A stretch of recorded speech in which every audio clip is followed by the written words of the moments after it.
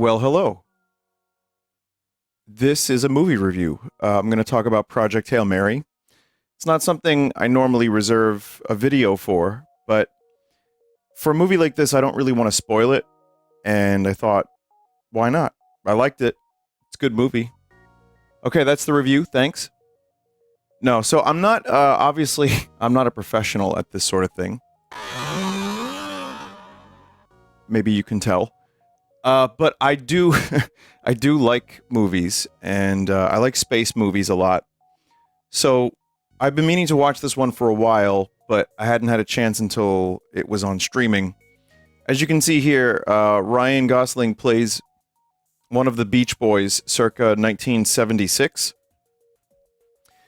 But I will divide this review into non-spoilers and spoilers. So let's start without any spoilers. I'll let you know. There will be an announcement of spoilers. The movie was really good.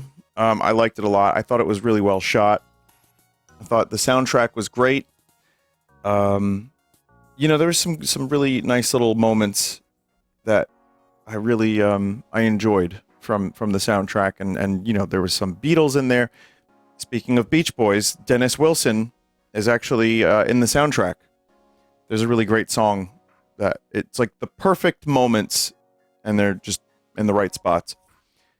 But yeah, in this movie, Ryan Gosling is kind of he's in space, as you can see here, and well, not now, but he is usually in space in this movie. But it kind of cuts back and forth between what's going on Earth and how it got him into space, and why he's there versus what he has to do there. And I think that kind of thing worked really well for the movie. It kept the pacing pretty strong. Now, I haven't read the book. I have the book, and one day I would like to read it because I'd say the movie inspired me to want to check it out. And the storytelling, even though it's like kind of non-linear, it's not quite like Pulp Fiction or anything. It all really makes sense. I know there is some science that was glossed over. So the idea is kind of like The Martian. It's kind of, dude in space has to do a very specific thing. In this case, it is a Hail Mary. So that's not really a spoiler. It's also not a spoiler to say, because you find out immediately that the Earth is pretty fucked. It's going to be in danger soon. So that's the inciting incident. And how it eventually leads to Ryan Gosling, who's a school teacher in space, is really interesting. I mean, if you're going for full realism, you're not going to quite get it here. It's not like my favorite movie, which of course is Gravity. No, I'm kidding. I've never seen that. My favorite movie, which is like Moonraker, which I have seen, but, it's Moonraker. Is it a Bond movie? Is it a Star Wars movie? It's just fucking Moonraker. But it kind of reminds me of Interstellar, but it's a lot less grandiose, I would say. And it doesn't have that same, attention to detail and like all the bigness of that movie. It does kind of tell a smaller story on a big scale, if that makes sense. And I think it did it really well, and it is kind of, at times, you'd be surprised. There are very weirdly emotional moments in this film, and I think that's kind of the thing that surprised me the most, aside from the fact that, it really is kind of just Ryan Gosling's wacky adventures in space. He's always good. As I like Ryan Gosling. I saw First Man, which was the other time he went to space, and I thought that was okay. This one's better. Big Blade Runner fan. I think he did a good job. He's got that kind of strong silent type thing down from Drive to Blade Runner, but he also sings and dances. He's a fucking ham. I haven't seen the Barbie. He does a good job here at skirting the line. Yes, it does get a little bit like, that just happened. Not even really that. Honestly, that's a disservice. It's not like so quirky that he's like, we scienced the fuck out of this. But there is some element of the movie that gets into, it's written in a way that it's a little more light. It's not quite Interstellar in that sense. But it has its heavy moments too, and there's a lot of stuff that could really go wrong, and some very much goes wrong. But the whole kind of scope of the story, excuse me, ended up being really satisfying. And I'm glad I watched the movie.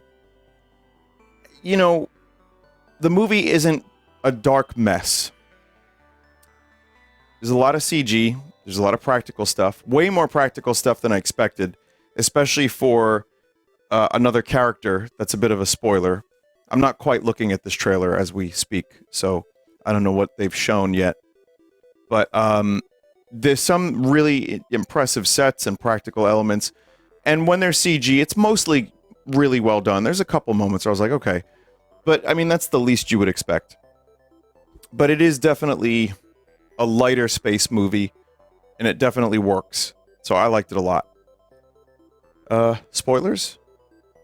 I would just recommend it. It's just cool. As a space fan, as a fan of movies that, like I think about, again, Interstellar, 2001. They're all different than this film. The Martian, you know, a little bit of all of that in here. And then there's also, not quite that, what's that horror movie with Cillian Murphy? Cillian Murphy. He's a silly guy. There's a horror movie, with Cillian Murphy, and he's in space. And again, like movies like that, Mission to Mars, which is not a good movie, but I like shit like this, so I knew I was going to like this movie on some level, but it ended up really kind of delivering more than I expected. And that kind of brings us to spoilers, which is now. You must leave. Watch the film. So, yeah, there's like some weird stuff that is basically eating the sun. And that's why he's in space. And for a while, I thought this was going to be like Moon, where just Ryan Gosling just kind of is the only thing on the screen. But as you can see here, too, like I hadn't even seen the trailers for this movie, really. If I did, I forgot. So I didn't realize how many scenes were actually on Earth. But pretty early on in the movie, you know, Ryan Gosling's character kind of makes fucking... his name is Grace, of course it is. Hail Mary, full of grace. I know. Early on, he meets an alien. And it is first contact. And it's really quite different than one would expect. I like that, like Arrival comes to mind. I like movies that do something a little different for the alien fellas. It's really, I think, a little too easy to do the typical grays or the, you know, the weird dudes with the big eyes, and you have a number of options when you do that. But what I liked about Project Hail Mary was this is a completely different form of life. It is like mineral-based life. And it is a kind of it's a clever way to have like a cultural exchange, so to speak. And when they meet, you realize, okay, well, they can't be in the same atmosphere at the same time, really. But they can work together, and it's fascinating. I mean, that's where some of the hand-waving, you know, he develops like a speech synthesis so he can understand his buddy Rocky. And it just gets silly, and of course the speech synthesis has like inflections. It's a movie. But that's the thing, it's actually funny. And it's serious, and, you know, they're trying to solve this problem together, but it's actually really, I think it's interesting to see how the author, and then the movie subsequently, create this relationship between the two characters, and also how they manage to connect when he's literally talking to a rock. It is a rock creature, which I believe was way more physical effect, like practical effect, than I expected. There's the ship right there. It's really cool, too. Like, the designs are awesome. But yeah, I mean, it's a sci-fi movie. It starts kind of grounded, and then they use this stuff. I forget the name of it, but they use it to, you know, power the engine. And it's the same stuff that is killing the sun. It just has a tremendous energy output. So, you know, seeing that, and then seeing an alien right away, I was like, okay, this is way less grounded than I expected, but it works. And the whole premise of the movie isn't like space horror, even though there's some of that. There's a lot of hand waving. There's just really interesting, like, ways that they devise the characters to work together, and how one uses his strength and then the other one uses his strengths, and they combine to do the thing. I thought it was nice, really, and I didn't expect to become somewhat emotionally attached to a walking rock. But the puppeteers did a great job. CG when needed, of course, but it just worked. I mean, it doesn't even have a fucking face, and it still worked. So, yeah, I would say that was the biggest magic trick of the movie, was getting the audience to care about this rock, and the way, Grace, there you go, the way Grace establishes the language, the communication, and again, the music, when it hits, it's like perfect. There's really good music choices in the film. The ending, again, this is like a double spoiler, so I would really recommend turning it off now. The ending where, and this is one of those things where I watch a movie and like they run out of fuel, or like they can't make it back home, like in Interstellar, there was that kind of aspect of it, and it freaks me the fuck out a little bit. This movie did a really good job with that. It had that moment, and I was like, okay, well, is Ryan Gosling's character Grace gonna die? At one point, it seems like Rocky's gonna die, and that, even though it's set up, it's like Chekhov's Rocky basically almost dying. When that happens, it's a surprisingly impactfully emotional moment.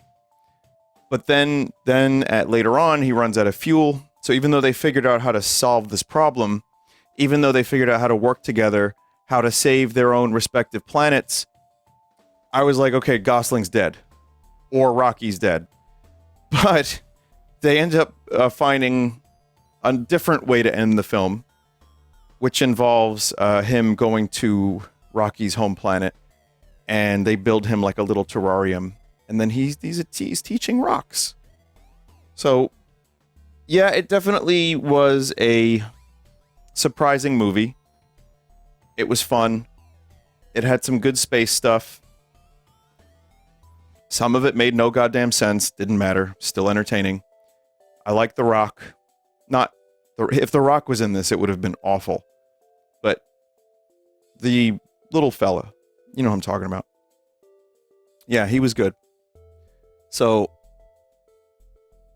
I would say in, the pantheon of space movies, this isn't going to be like one of my top favorites necessarily, but I would like to watch it again one day.